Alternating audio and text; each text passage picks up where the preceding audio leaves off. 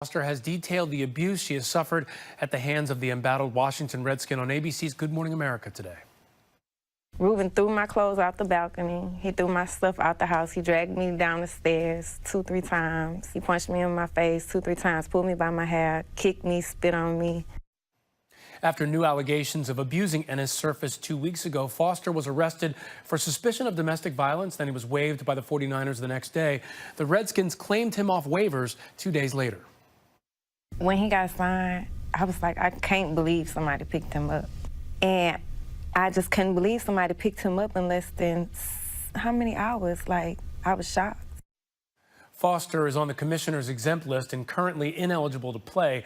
Now, the 49ers today released this statement. The 49ers fully cooperated with authorities, this is a quote, assisted in locating Mr. Foster and in no way impeded their investigation.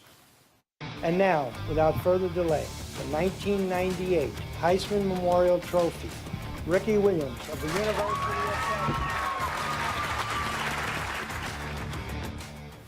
You know, the Heisman race may be tight this year, but 20 years ago today, this man ran away with it. 85% of the vote, 1998 Heisman Trophy winner, Ricky Williams, joining us in studio right now. So great to have you here. It's good to be here. All right, my friend. So, Kyler Murray, Tua Tagovailoa, Dwayne Haskins, who you got? You know, I know it's sacrilege, you know, considering I went to school at Texas, but Kyler Murray is really good. Oh. Yeah, I got to watch him this past weekend. Beat up on my Longhorns, but he's really, really good. Really? Yeah. So you're picking him over Tua at this point? I am. All right. I am. All right. It's going to be an interesting race. A lot tighter than when you were running, like I said. Yeah, I mean, just what he can do with his arm and with his legs. It's unreal. Now, I have to ask you, you were dual sport, baseball, football. What do you think? Which sport's he going to play? I think he's going to stay a baseball player. Okay. Why? Yeah. I think you can play longer. It's easier on your body. Oh, okay. Yeah. All right. He's so talented. I mean, that's a whole nother level of what he can do on the baseball field. I wonder if he'll do both like you did. All right, so let me ask you this. You have an announcement today. You're announcing it right here on Outside the Lines, and it concerns football. Tell us all about it. It does. So I'm announcing the Freedom Football League. It's a new spring football league, and it's for the fans, and it's by the players. You know, it all started with a bunch of guys sitting around the table talking about the good old days and realizing, you know, we have a lot of experience. We've been there before. We know how to do it. What if we started a league and really made it about developing young men? Okay, so you mentioned guys sitting around. Who's involved with the league? So we have about 100 stakeholders right now. 50 of them are former players.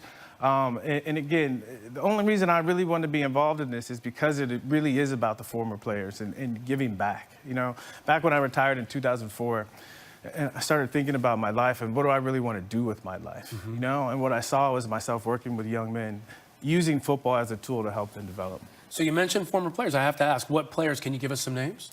I'll give you a couple. Okay. Yeah, we have a Hall of Famer in Terrell Owens, Dexter Jackson, Simeon Rice, Byron Chamberlain, to name a few. But if you go on our website, you can check out the list of the 50-plus guys. All right, Jeff Garcia, many others. I got to ask you, how's it going to work? You mentioned it's for the players. How's it going to work? Well, so it's different in some ways. I think the main way is I'll talk about the fans first. It's fans that buy season tickets become part owners. You know, a big thing is we talked about the disparity in income.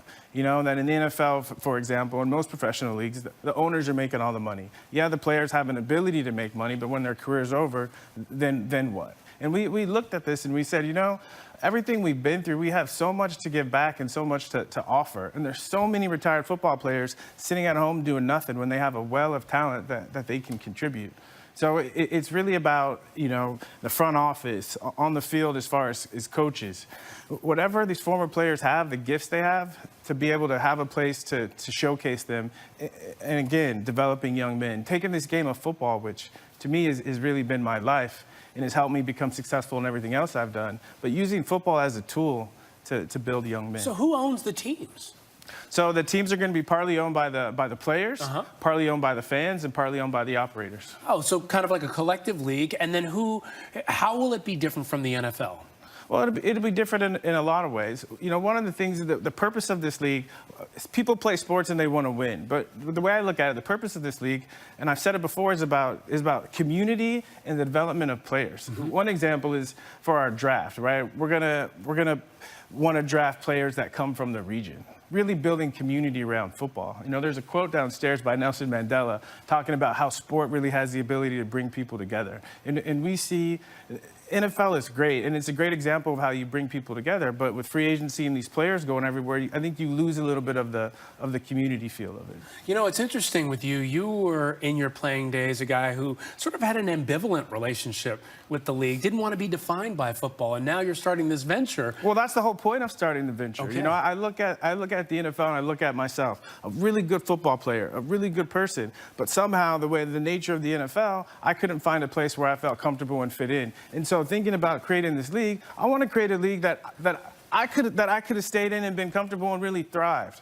You know, the NFL was started a long time ago, and since then, a lot of things have changed. And we want to create a league that's ready for that change and invites more of it. You know, there have been so many issues confronting the NFL these days, one of which is social justice. Players talked about wanting to express themselves on the field. There was so much around that. There are issues like marijuana use, things like that. I know that's been a big issue Well, all for you these before. issues have been issues for me. Yeah. How will that play out in the league? Well, first of all, as far as players having a voice, that's a big part of it. Again, we're trying to develop young men. You can't take away their voice and expect them to develop. I know in my playing days, when I grew up, you know, watching football, I really wanted to be like Jim Brown. Not because of what he did on the field, but because he could take that platform and have a voice.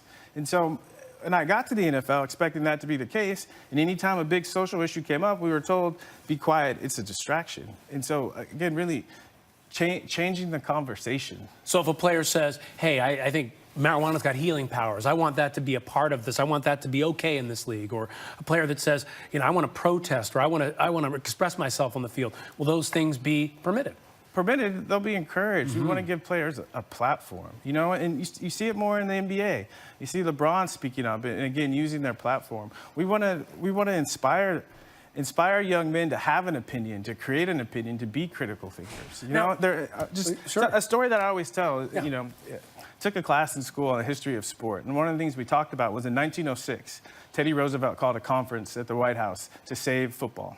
He said, we have wars coming up and we need to develop leaders, you know? And that really touched me in realizing this game of football, I mean, you get hit in the mouth and you got 40 seconds to get your head straight and go do it again, right? It teaches you toughness, it teaches you concentration, teaches you teamwork, teaches you focus. These are things that transfer into other areas of life. And right now in the NFL, we're not seeing enough professional football players go out and become leaders. All right, my friend, this is going to be very, very interesting, the Freedom Football League. So as this develops, we hope you can keep coming back. We want to hear about all the developments. Yeah, I'm looking forward to it. All right, great to see you, my friend. Yeah. We'll be right back.